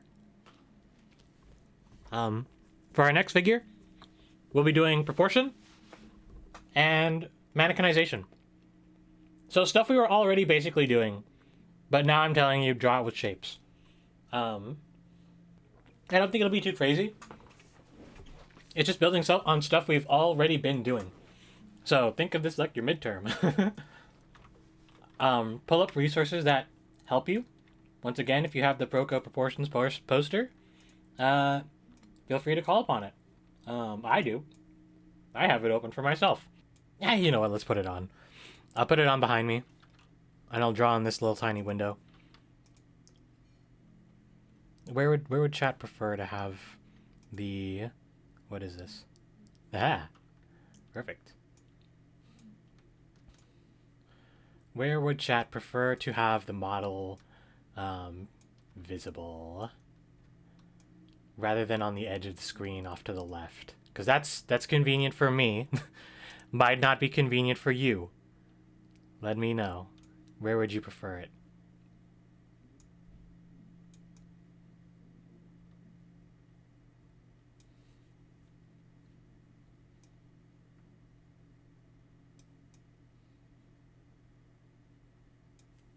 I can put it more in the center if it helps the people. I'm gonna be covering up my process, which might suck if you wanted to follow along, but I'll try it. Oh, I almost dropped my tablet. I will try and draw over here so everyone can see what we're doing here. But if we're good, let's start the 15-minute timer. Do your best. All right. So, the way we open this up, look for gesture. Look for gesture first, and then ground it back in with proportion. And I'm gonna try and stick to what I said about no undoing, only erasing.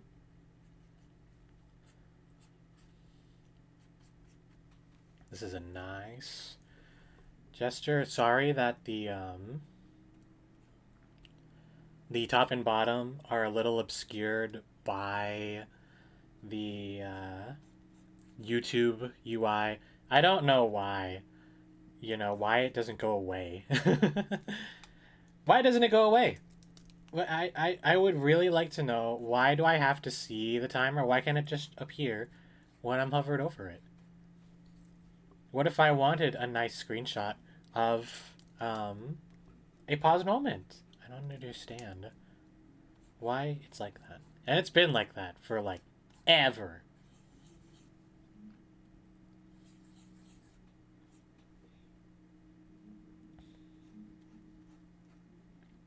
And I said we'll stop stream after this. I'll probably, if people want to show me their figure drawing afterwards, and we can analyze how you did on your mannequinization, we can do that. Or rather, I can do that. Just make sure you tell me, do you want to do that? Or say, hey, I put something in the homework thread, please, homework channel rather, please tell me how I did. I'm free to do that, and we'll discuss how you did. So back on this. This is a pretty nice figure to be studying because everything's on display. You can see every single part. You can find the gesture. It's really nice. If you're doing this on digital and you might be drawing a little dark, feel free to just make another layer afterwards, after you finished your gesture drawing, to apply the mannequinization, the shapes.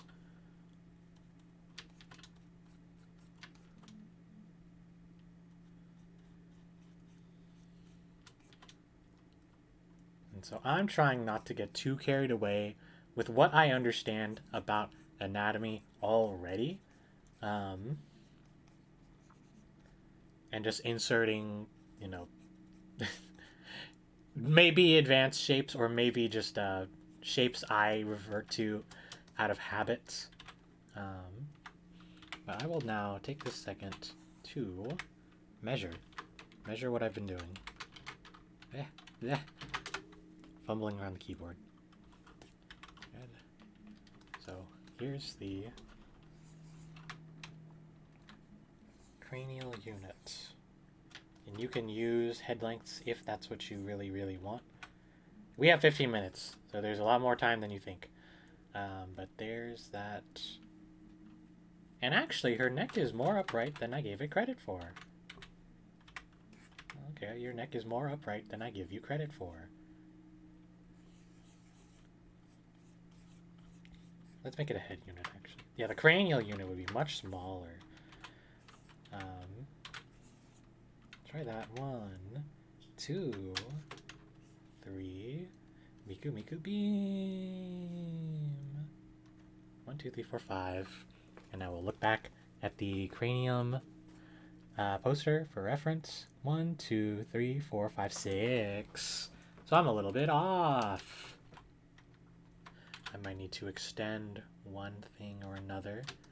Or the head needs to be smaller.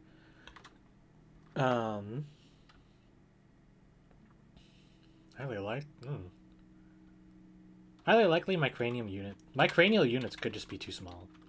That's another possibility. So I might need to draw the head smaller. Yeah, because once I shrink it into the body, then I'm pretty sure it's proportional. Yeah, then it'll work. But, yeah, no.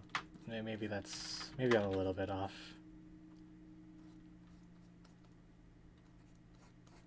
Once you get to the mannequinization, applying shapes to the fingers, you can just make them tubes, or you can make them boxes, whichever is easier. Just know, I'm not expecting you to get every single finger length correct in size. You can even just leave it as like this, if you want, and then do that. That's perfectly fine, because we haven't gone over how to do hands yet. But here's the figure so far. And looking at that, yeah, this area between this is a woman, so more of a V shape in that rib cage. Her, yes, above in the second head, or second to last head. Something like that. That's how those parts align.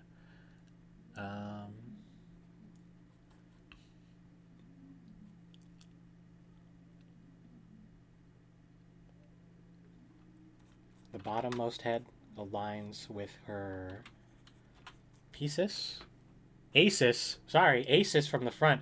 You see why I'm so confused, because Acis, it starts with AS, and from behind there's a ooh! Yeah, no. From the front it's an Acis. The famous bones of the hips. And I think I'm following that curve a little bit, so that's good. But as nice as what I'm doing may look right now, it's not mannequinization. I haven't drawn what I need to. And I will be getting to that. I'm just measuring relations. The arms are about 4 head length, 4 cranial units. 1, 2, 3, 4. And then the hand. That includes the hand. So, I don't know. I messed up. You can count it right there. Ooh, yes, I did actually mess up. It looks a little bit off. So how much time you decide to spend on just like tuning up your proportion is up to you. But just keep in mind we're on a timer because in reality the model is shifting, it's moving. Can't hold that pose forever. You'll need a break at some point. I will move along to do the mannequinization. Now that the timer is about halfway down. So, once again, we're not drawing an accurate person. We're drawing shapes. We're drawing shapes. So, circle for the cranium. The square shape for the chin. She's looking... Her head's actually pretty straight on. So I won't over exaggerate it too much. But in the right there on the side, I draw a line that follows this sort of it curves into the middle of that side circle there, representing the solid part of the skull. If you really want to, draw the nose. In this case, because this person is not in a neutral position, her head is not like, her neck isn't leaning forward. It's actually a little bit upright. A little bit upright. We'll draw the egg shape for the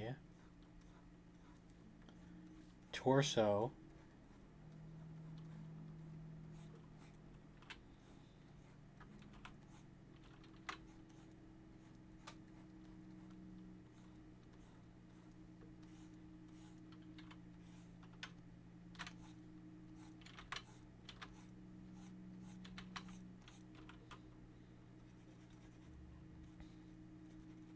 Applying.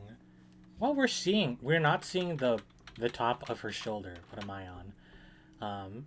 We are seeing this front plane of her shoulder and the side plane of her shoulder. This is why I said shoulders are not a connected mass, even though his model shows it as one block going all of the way across.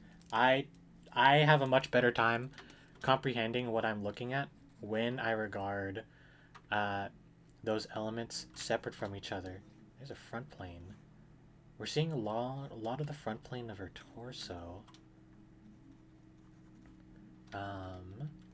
So it's a little bit at a twist as well, actually.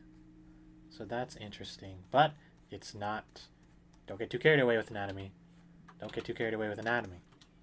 We're just trying to break this down in as many shapes as we can. So, what I was about to do, I was about to stick the shoulder as connecting to the neck there. Just overemphasize, not necessarily overemphasize, but make sure that this like egg shape that you draw in the torso,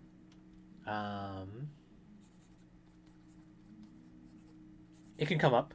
It can represent the trapezius if you really wanted to. And again, the arms, they can attach wherever. They come in wherever, just like where the rounded box for the hips would be, at the connections to its legs. They don't necessarily come in at the bottom plane of that box. I can sense a few things that I'm doing wrong with my mannequinization already, but we'll just roll with it. We'll just roll with it. Sorry, I'm trying to keep it on screen as much as I can remember to. It's not normal for me to draw on the very, very side of my tablet. And you're seeing a lot more of the front. So part of what's confused me in drawing this, and it might confuse you as you draw this, and it's totally fine if it does, is that you see a lot of the front and the side of, rather you see the side of her arm, but you see the front of her hand and wrist, and that's just another indication of how those elements tend to move separate from the arm. And you can remember to apply cross contours so we know like what side is up how these are forming around. And I'm running out of time. Not to stress you out by thinking about the mortality of my timer. I have the live split. It's for some reason it was like right above where I'm drawing. It's like right here in the menus. And like it just happened to pop up there. Thought I had it on the OBS side, on the OBS monitor. No, it's down in Clip Studio Paint for some reason. And that.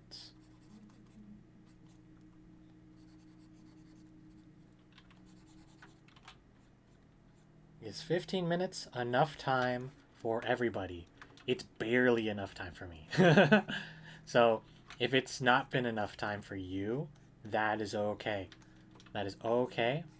You'll get better at these.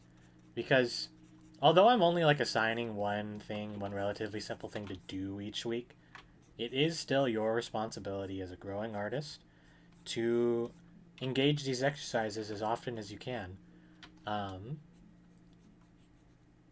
Ooh, I don't want to eat my vegetables. Ooh, I hate exercise. It's important.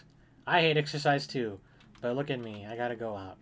Or else I'll turn into a shriveled mass who relies on energy drinks to stay active. It's not good. It's not good.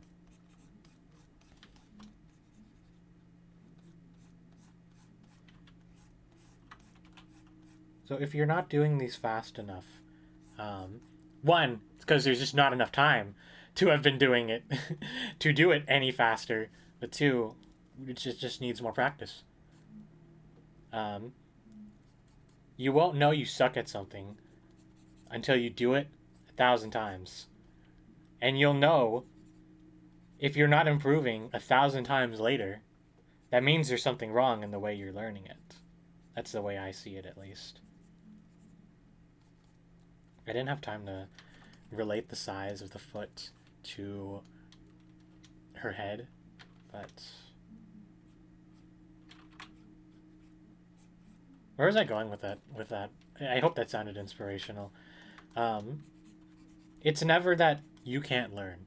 It's always that there are different ways you can learn. Anyway, pencils down. How did everyone do? Did you finish your drawings?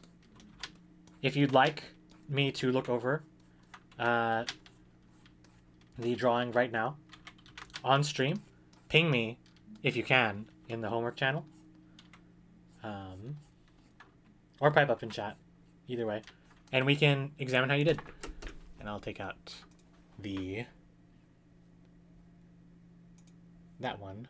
I'll move this over. That way I have my room. I have room again.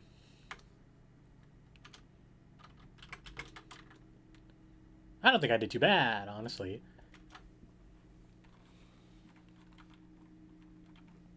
Print screen.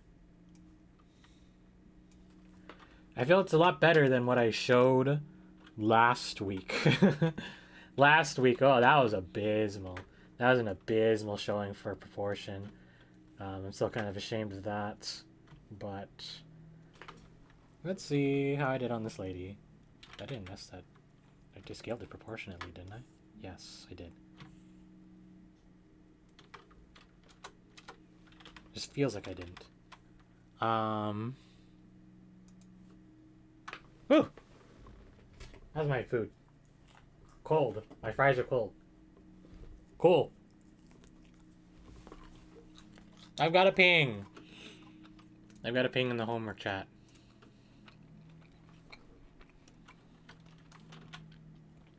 So really quick, I just want to overlay this. And I'm just going to try and scale it into here. No, I'm still off. There are still aspects of my proportion that are off. There are aspects of my gesture that were off that could have been even more exaggerated, but more significantly, my proportion was just off. And it'll happen. This lady had a bigger head than it was as big as I expected it to be. her torso was a lot longer than I drew it. I should have given it more. But I kind of followed the gesture of it. If I just of her legs, if I pulled it in a bit more, she's so much more off center than I gave her credit for. So let's see how Latverian B from Blue Sky did. Might have seen that pop up on screen. Let's compare their work to how Sensei did. So, he says, I'm mostly glad I gave it a shot, but this is still really hard, Lamau. I agree. I love to see that you're still trying where you can. It's tough, and this is a short course, so I'm not exactly like giving you a lot of time to really grasp what you're doing, because again, a lot of this has to occur upon your own time. But let's look at this. So let's see. Let's just see, like, just one-to-one, how does this line up? And we scaled it as best as we could. And obviously you're drawing on physical media, so it won't be so exact, but I still applaud the effort. You still gave it a try. I appreciate it a lot. Yeah, there we go. So let's count how you did on your proportions. That's a starting point at the very least. Add 1 to the pit of the neck. Yeah. 2. So if you were doing cranial units, were you doing cranial units like I was? We were doing cranial units and keeping all of those cranial units tight is hard. 1 to the pit of the neck. 2, 3, 4, 5, 6. That's 6. Okay, so in theory, this torso is long enough. That's good. And then if we count it from here, which I did not do. I did not do. I'll count it from over here actually. 1, 2, 3. 1, 2, 3. So we're a little bit off on the leg proportions. They're a little too long, which is okay. And on your gesture, like me, could have pushed the just how much further back she was going. I completely underestimated how deep this tilt is. I think we both did. So we could have done that some more. Really emphasize that. But another thing to remember about the cranial proportions. Oops. I'm trying really, really hard to grasp that circle. 1, 2. Okay, so you're kind of there. But another thing to remember, we're seeing a lot of her front plane. So there isn't as much overlap as might be suggested in those circles. So your torso could still stand to be a little bit longer. Same for the hips. The hips became very thin towards the lower half, so making those wider, about 2 head lengths, maybe more. Not more, but like somewhere inside 2 cranial units would have helped. As for shapes, this is good. I like this. You're looking down. You did a good job to keep in mind that we're looking down at this figure because she's eye level with us. So seeing this top bit right here is good, and she's stepping forward, which makes it a little hard to tell. Like, where is it supposed to be? But I think it would be somewhere like around here, this shape, and then it. Yeah, it's a little bit complicated. I think her foot is like how I did it. It's a little. You see the bottom of it, so you're looking up at this length as it goes across. Good job remembering just the general size of this. Try to think not of the knee as like this separate extension that comes out of the calf. It's its own unit. It's not rather its own unit. It's its own shape. It's its own separated body from which the thighs and the calves emerge from. But the proportions up here, I like these. These are good. I don't know if you were aware of this or if you were doing it consciously, but one way you can measure the arm length in relation to the head, your elbow is just like a little bit above the top of your head when you're sticking it up. And you followed that pretty well. You read that site very, very well. And I like what you were up to. In here, there's good foreshortening going on through here. Managing this shape. Managing the shape of the wrist that is supposed to turn into this tube is tough. And I feel for you. But you manage the length very well. And I think this elbow shape looks good. So overall, there's the makings of something really good here. You can your sense for proportion is evolving, your sense for gesture is evolving. If you can make your head lengths a bit more consistent, if you can feel that a bit more consistently, that's gonna help you a lot. Librarian B says, "No, yeah, I remember that advice from somewhere about the arms. Elbows usually a bit above the head when the arms are raised." Yeah, baby. So you did good. I think you did good. We gotta keep practicing. I also gotta keep practicing some more. I gotta stay on top of a bunch of stuff. I'm a very busy person though, so I can't always make the time to do gesture drawings. But this time that I spend in class is good for me. And yeah, I really could have pushed this some more, but you're doing good. You're doing good, and I think it's all evolving really well. So, before we get out of here, before I dismiss everybody and I eat a really cold hamburger, let's talk homework. Homework's very simple. It's just what we've been doing. Gesture draw party. Gesture draw party. Normal gestures for the 1 minute pose. Robo beans. Include Robo Bean for 2 minute poses.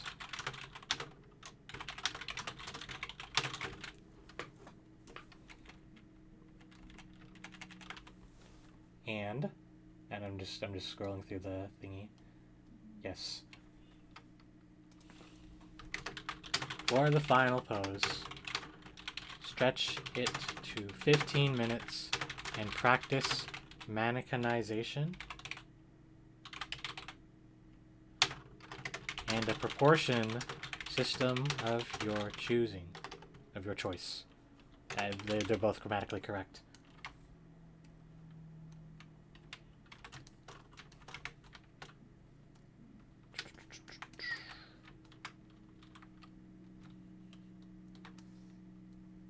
We'll put that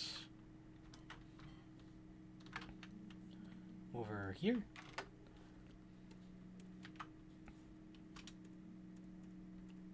Where's the figure that I was working on?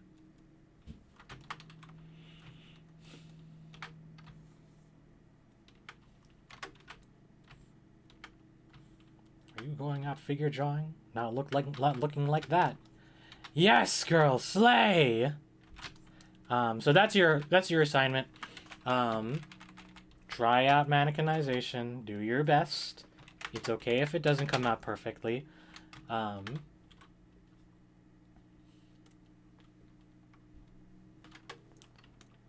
Because you aren't going to get better immediately.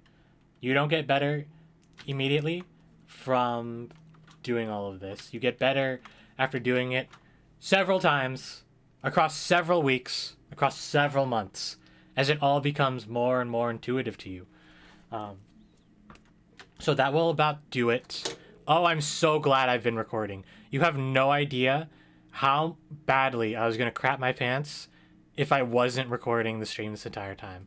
So, that's been this stream. Thank you for coming by. If you came by, next week we might be working on Twitch again. I don't know. I gotta look ahead and see the future, and by that I mean plan for the next session. Other than that, thanks for showing up. I'm just giving chat 40 seconds to catch up, and then I'll stop streaming. I'll stop recording here. See you in the next video. Ah, right. Gotta switch to the end card. Yes. Be sure to follow me on my socials.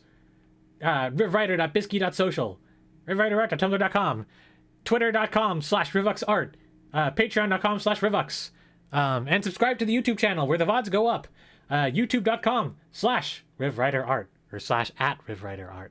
So remember to do all of those, and I will see you on the next video, in the next stream. Bye.